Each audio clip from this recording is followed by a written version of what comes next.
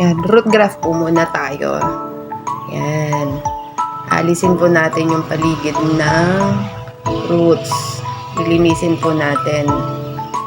Medyo aalisin po natin yung may mga nakasabit sa gilid. Ganito. Yan. Ganyan po. Yan, malinis na po. And then, magkat na po tayo ng sanga. Ginagamit ko pong sanga is yung bata pa lang. Soft stem po. Yan. Kasi para sa akin, mas mabilis siyang mabuhay. Lalo na yung talbos. Ayan. Alisin ko po muna ng mga dahon. Cut ko lang po ng kalahati. And then yung mga tinik niya, aalisin din po. Yan. Ganyan siya.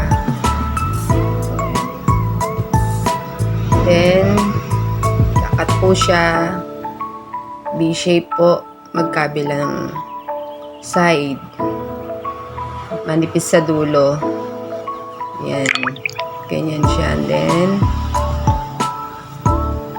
kukuha po kayo ng second layer po ng skin. Papasok po natin ang sanga. Yan. Ganyan po. Siya. Then, make sure po na pantay yung gilid. And, next po is yung pinakatalbos na. Yan. Yan ang gustong-gusto ko. Talbos. Kasi, yan po, diretso na po siyang mabubuhay.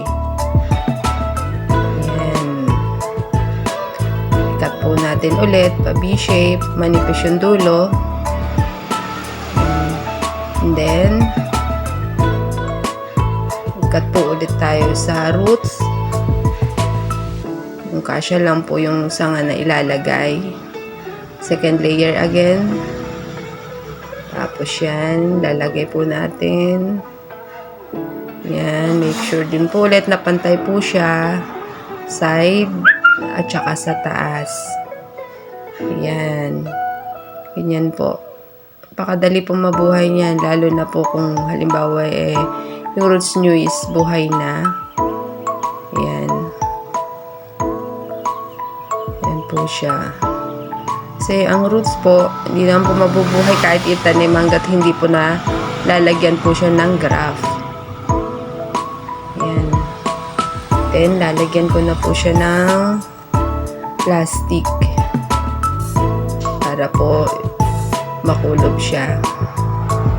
Ayan. Lalagyan po ng plastic ng yellow, ganon, or any plastic po na available sa inyo. Basta po, make sure na mako-cover siya ng maigi. Ayan. Tapos, yung paglalagay po ng grafting tape, hindi po masyadong mahigpit, hindi rin masyadong maluwag. Ayan. Ganyan po. Lalagay natin. Then, tatalian po natin para po hindi mapasukan ng hangin, para po kasi pag nag-moist siya, yung moist po bubuhay sa kanya. Ayan, yan lang po siya. Then, tips po pala, dapat po wag nyo po muna didiligan yung roots bago po kayo mag-graft. Then, after po na-graft, pwede nang diligan yan. Lalagyan ko po muna siya ng ID. Yan po ay si King Opal Variegated. Yan. Ganyan po siya. Tapos, lalagyan ko na rin po siya ng papel. Susukluban po ng papel para po kahit i-direct sunlight siya, okay lang. Yan.